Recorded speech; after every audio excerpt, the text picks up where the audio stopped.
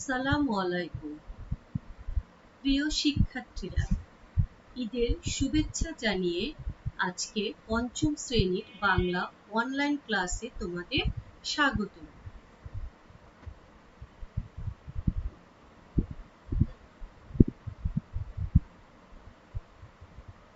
আমি রেহানা বেগম, সহকারী শিক্ষক, Pallabi, Majedul Islam model high school, Mirpur, Dhaka.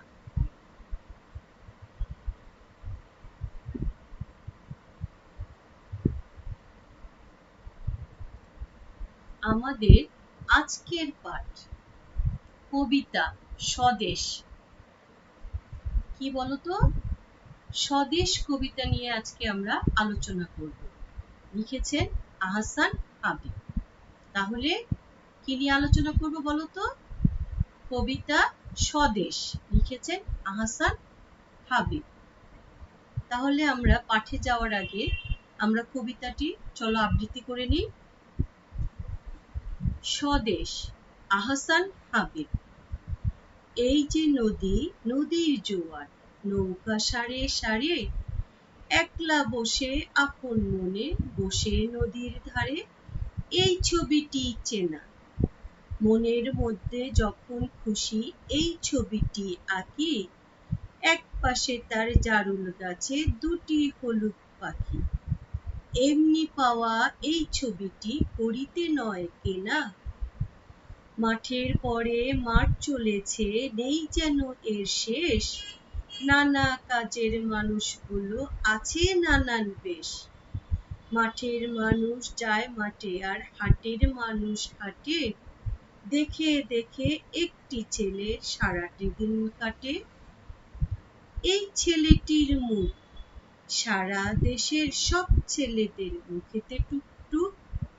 কে তুমি ভাই প্রশ্ন করি যখন, ভালোবাসার শিল্পী আমি বলবে হেসে তখন, এই যে ছবি এমন আঁকা ছবির মতো দেশ, দেশের মাঝে দেশের মানুষ নানান রকম দেশ, বাড়ি বাগান পাক পাখালি সব মিলে এক ছবি, নেই তুলি নেই রং তবুও আঁকতে পারি সবই। তোমরা এই কবিতাটি কয়েকবার রিডিং করবে এবং অর্থ সহ পড়বে। এরপর দেখি তাহলে আমরা কি করব।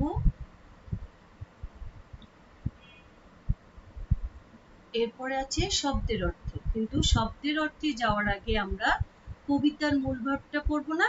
হ্যাঁ, তোমরা তো জানো আমাদের বইয়েতেই সুন্দর করে মূল ভাবটা দেওয়া আছে, সেটা পড়বো, তারপরে আমরা শব্দের অর্থে যাব। তাহলে আমি মূল ভাবটা একটু পড়ে নিই, সবাই খেয়াল করে শোনো।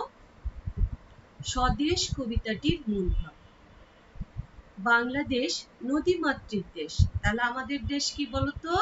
নদীমাতৃক দেশ, অর্থাৎ এখানে সবখানেই নদী দেখা যায়। স্বদেশ কবিতায় বাংলাদেশের প্রকৃতি ও মানুষের জীবনযাত্রার ছবি তুলে ধরা হয়েছে। একটি ছেলে সেই ছবি দেখছে ও তার মনের ভিতর ধরে রাখছে।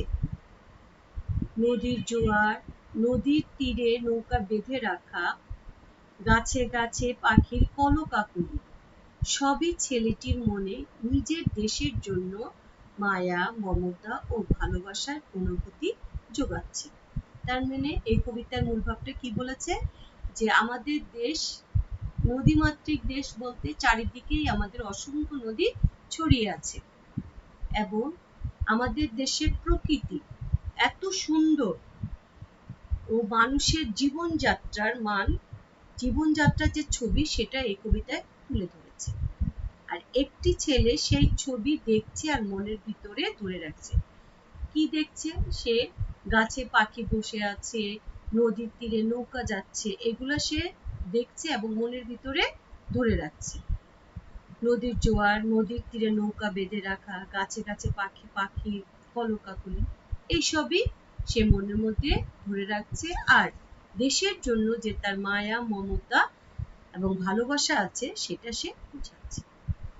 তাহলে আমরা এখন শব্দের অর্থে যাই। শব্দের অর্থে আমাদের পাঠ্য বইতে আছে তারপরেও আমি তোমাদের জন্য লিখেছি এবং বলে দিচ্ছি। পরি, এক ধরনের ছোট সাদা ঝিনুক। আমরা শব্দটাও মুখস্থ করব, শব্দের অর্থটাও মুখস্থ করব, মনে আছে তো? টুকটুক, গাঢ়, সুন্দর। শিল্পী, যিনি কোনো শিল্পকলার চর্চা করেন। পাখপাখালি, নানা ধরনের পাখি। ভালো করে পড়বে এবং মুখস্থ করে ফেলবে।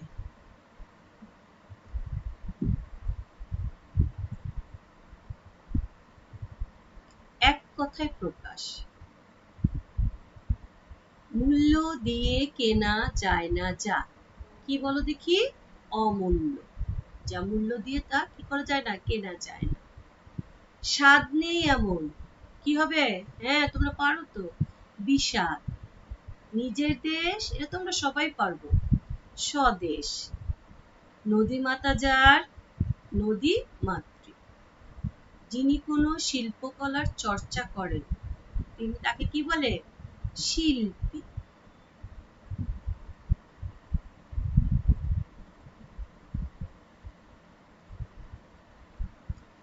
বিপরীত শব্দ, বিপরীত শব্দ লেখার আগে আমি আগেও বলেছি মূল শব্দ তুলে তারপরে বিপরীত শব্দ লিখবে। মূল শব্দ কি আছে? আদান, তাহলে বিপরীত শব্দ কি হবে? প্রদান। ভাই বোন, কল্যাণ অকল্যাণ। মূল শব্দে আছে হাসি, বিপরীত শব্দে কি হবে? কান্না।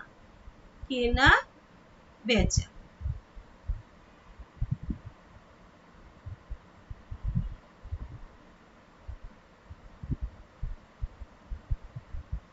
তারপরে আমরা দেখতেছি কি বলো দেখি?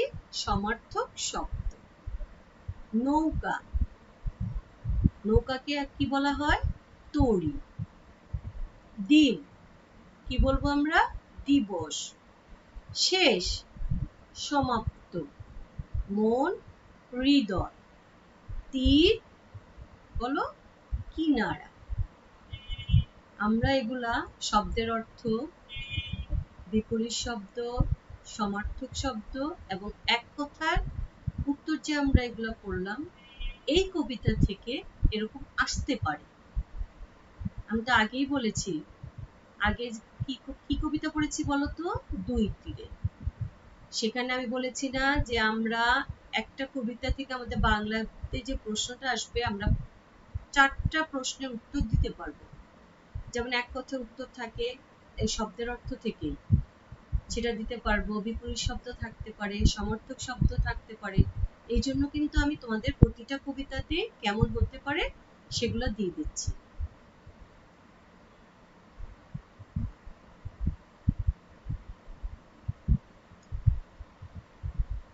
এখন আমাদের পাঠ্য বইয়ের যে প্রশ্ন আছে সেই প্রশ্নটা আমি তোমাদের একটু আলোচনা করে দিই। কিন্তু আমাদের কবিতা থেকে তো অন্যভাবে প্রশ্ন আসে আমরা জানি, কিন্তু এই প্রশ্নগুলো জানা না থাকলে কিন্তু আমরা লিখতে পারবো না। তোমাদের আরেকটা কথা বলে দিচ্ছি, স্বদেশ কবিতাটা আমাদের বাংলা বইয়ের কত পেজে আছে জানো তো? হ্যাঁ, 50 পেজে আছে। আমরা তো ভালো করে কবিতাটা পড়বো, ভুলভাগ পড়বো। তারপরে 53 পৃষ্ঠায় দেখবে নিচের কথাগুলো বুঝে নিই। একটা লেখা আছে 53 পৃষ্ঠায়, নিচের কথাগুলো বুঝে নিই। সেখানে কদে আছে এমনি পাওয়া এই ছবিটি করিতে নয় কেনা। আমি আবার বলছি, খেয়াল করে শোনো। এমনি পাওয়া এই ছবিটি করিতে নয় কেনা। এটার অর্থটা কি হবে বইতে সুন্দরভাবে দেওয়া আছে। তোমরা কিন্তু এগুলা মুখস্থ কি বারবার পড়বে এবং নিজের মতো করে লিখবে। কবিতার যে 6 থেকে 8 লাইন আসবে, এটা যে লিখতে হবে, এগুলো পড়লেই কিন্তু তোমরা লিখতে পারবে।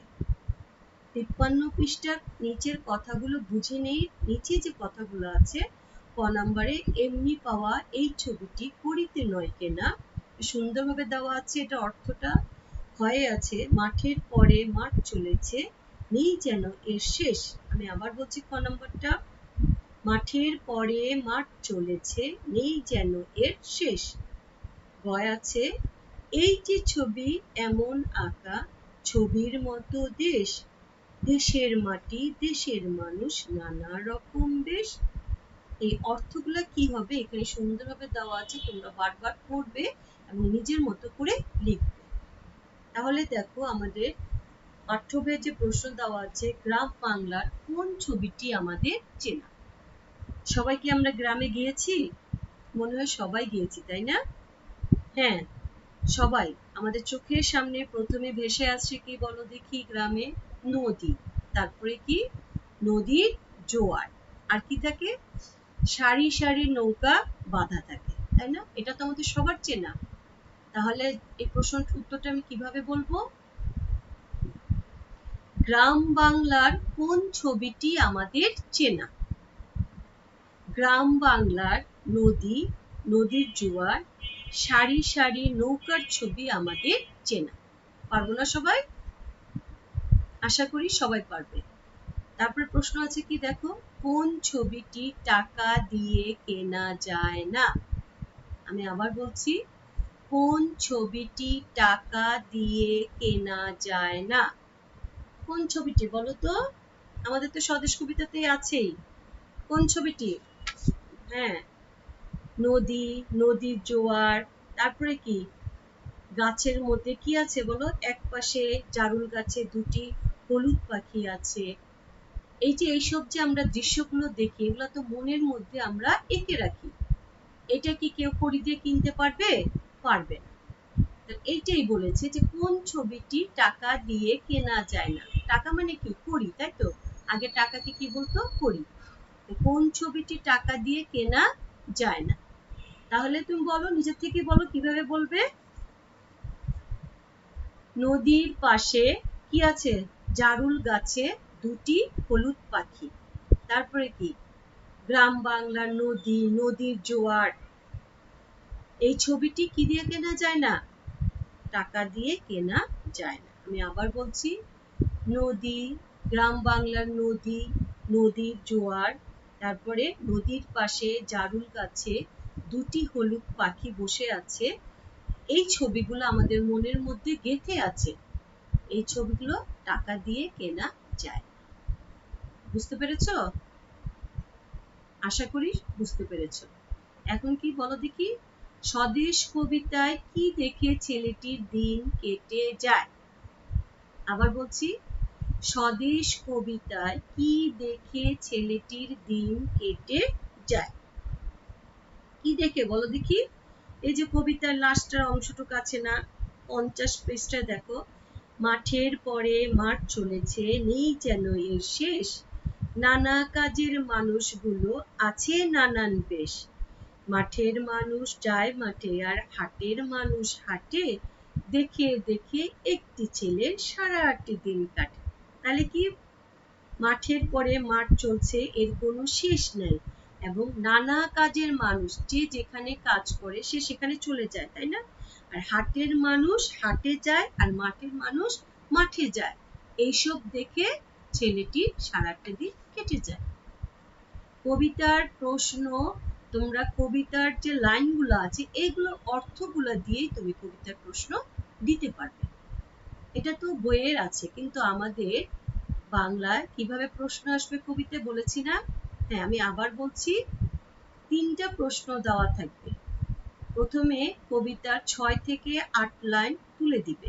মাঝখান থেকে হতে পারে, প্রথম দিকে থেকে হতে পারে, শেষের থেকে হতে পারে। ভয়ের কিছু নেই। তোমরা কবিতাটা ভালো করে পড়বে, অর্থ সহ পড়বে। তারপরে যে 6 লাইন দেওয়া আছে ঠিক ওই কবিতা অংশের মূলভাব দিবে। তোমাদের বইয়ে যে সম্পূর্ণ মূলভাব দেওয়া থাকবে সেটা কিন্তু তুলে দিবে না। কবিতা অংশ বলতে কি বলেছে? ওই যে 6টা লাইন দেওয়া থাকবে, ওইটার অর্থটা তুমি তুলে দিবে। মনে থাকবে?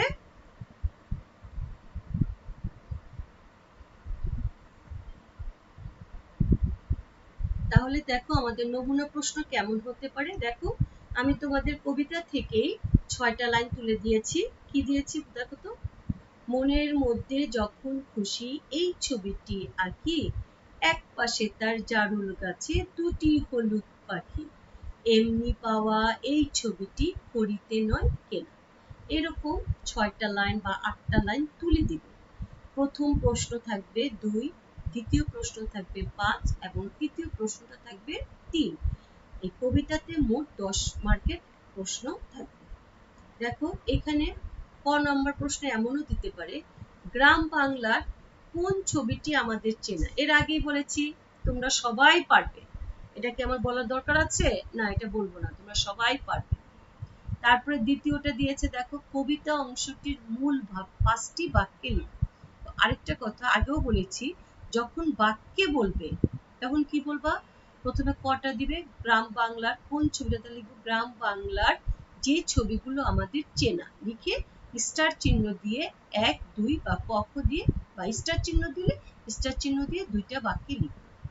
5টা চাইলে 5টা বাক্য, 3টে চাইলে 3টি বাক্য, মনে থাকবে? তাহলে কবিতা অংশটির মূল ভাব 5টি বাক্যে লিখো। কবিতা অংশটি, তাহলে এই যে 6টা লাইন কবিতা দিয়েছে সেইটার মূল ভাবটা তুমি তোমার মতো করে 5টি বাক্যে লিখতে পারবে না?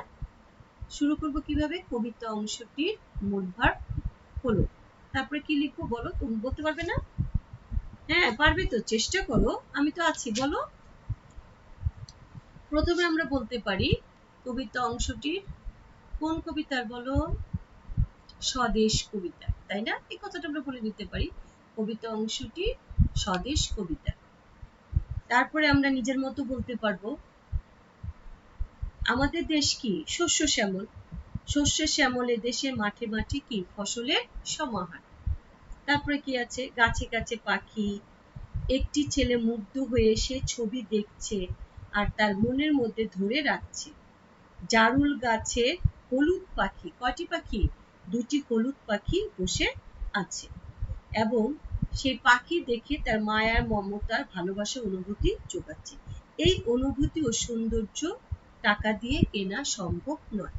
নিজের মতো লিখো যে গ্রাম বাংলার, এভাবেই বলতে হবে, তুমি নিজের মতো বলো, গ্রাম বাংলার যে প্রকৃতির যে ছবি, সে ছেলেটি দেখছে এবং অবাক দৃষ্টিতে দেখছে যে নদীর পাশে জারুল গাছে 2টি হলুদ পাখি বসে আছে এবং চারপাশে কি? শস্য শ্যামল, এইসব দৃশ্য সে মনের মধ্যে এঁকে রেখেছে। এগুলো করিতে কেনা যায় না। তুমি নিজের মতো 5টি বাক্যে লিখবে। তারপরে এটা নাম্বার কত? 5। হ্যাঁ, তারপরে গ, প্রকৃতির কোন ছবিটি তোমার মনের মধ্যে ভাসে? তা 3টি বাক্যে। প্রকৃতির তো অনেক ছবি আছে না? তার মধ্যে থেকে তোমার মনের মধ্যে ভেসে উঠছে, চোখ বন্ধ করলেই তুমি দেখতে পাচ্ছ, এরকম ছবি কি? সেটা তোমাকে 3টি বাক্যে লিখতে হবে। তোমার কাছে যেটা লাগবে, তোমার মনের মধ্যে যেটা ভেসে উঠবে সেটাই তুমি 3টি বাক্যে লিখবে। যেমন একটু বলে দিই কেমন হতে পারে। শীতের সকালে গ্রামের প্রকৃতি সন্ধ্যের ছবি আমার মনের মধ্যে আসে। 2 নম্বর কি? শীতের সকালে চারদিক কুয়াশার চাদরে কি থাকে? ঘেরা থাকে। ধীরে ধীরে সূর্য উঠলে সকালের মিষ্টি রোদ ঘাসের উপর জমে আর শিশির বিন্দু হীরার মতো কি করে? জ্বলজ্বল করে। তুমি অন্যটাও বলতে পারো, যেমন প্রকৃতির কোন ছবিটি যখন বৃষ্টি পড়ে চারিদিক কি হয়ে আসে? অন্ধকার হয়ে আসে। বৃষ্টি যখন পড়ে তখন আমি অবাক দৃষ্টিতে তাকিয়ে দেখি, বৃষ্টির ঝরঝর শব্দে আমার খুব ভালো লাগে, তাই না? এবং বৃষ্টির পানি ধরতেও আমার ভালো লাগে। এরকম প্রকৃতির কোন ছবিটি তোমার মনের মধ্যে ভাসে, তুমি সেটা 3টি বাক্যে লিখবে, তোমার মতো লিখবে। পারবে তো? এটা একটা নমুনা প্রশ্ন গেল। আবার এটাও তুলে দিতে পারে, এই যে ছবি এমন আঁকা ছবির মতো দেশ, দেশের মাটি দেশের মানুষ নানা রকম বেশ, বাড়ি বাগান পাক পাখালি সব মিলে এক ছবি, নেই তুলি নেই রং তবু আঁকতে পারি সবই। এটা যদি দিয়ে দেয়, প্রথম প্রশ্ন ক নাম্বার প্রশ্ন কি দিতে পারে বলো? হ্যাঁ বলো, চেষ্টা করো, কি হতে পারে বলো তো? কোন গাছে কয়টি পাখি আছে? এটা কি দিতে পারে না? পারবে না? জারুল গাছে 2টি হলুদ পাখি আছে। পারবো না? পারবো না? হ্যাঁ। তারপরে দিতে পারে কবিতা অংশটির মূল ভাব 5টি বাক্যে লিখো, ওই কবিতা অংশে 5টি বাক্য লিখবে। তারপরে দিতে পারে আমাদের দেশের মানুষের 3টি, ওই যে কবিতা প্রশ্নে আছে দেশের মাটি দেশের মানুষ নানা রকম বেশ। বেশ বলতে কি? আমরা যে পোশাক আশাক পরি, যে আমাদের দেশে মানুষের তিনটি পোশাকের নাম লিখো, তিনটি বাক্যে লিখো। আমাদের মানুষ কিরকম পোশাক পরে, কি কি পোশাক পরে, তা তিনটি বাক্যে কি কি পোশাক, কে লিখতে পারবো না? এটা যেমন ইচ্ছা প্রশ্ন যেমনই আসুক, তুমি যদি অর্থটা বুঝো তুমি লিখতে পারবে। পারবে তো? হ্যাঁ, তাহলে আমাদের বাড়ির কাজটা আমরা কি দিতে পারি বলো দেখি বাবা।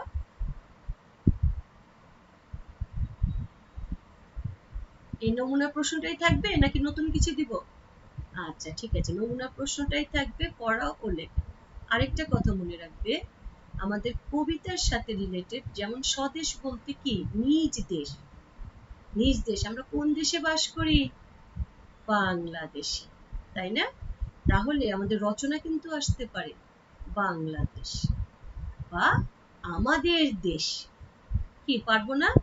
আমাদের দেশে কি কেমন দেখতে, নদী, নদী নালা, আয়তন কি, তারপর প্রকৃতি কেমন, ঠিক আছে, এই সব কিছু মিলিয়ে কিন্তু রচনা আমাদের দেশ সম্পর্কে, আমাদের দেশ বা বাংলাদেশ। মনে থাকবে? তাহলে এইটার সাথে রিলেটেড কি রচনা হতে পারে? হ্যাঁ বলো, আমাদের দেশ বা বাংলাদেশ। পাশাপাশি তোমরা কিন্তু এই রচনাটাও পড়বে, মনে থাকবে? ঠিক আছে, তাহলে আজকে এই পর্যন্তই। সবাই ভালো থেকো। আল্লাহ হাফেজ।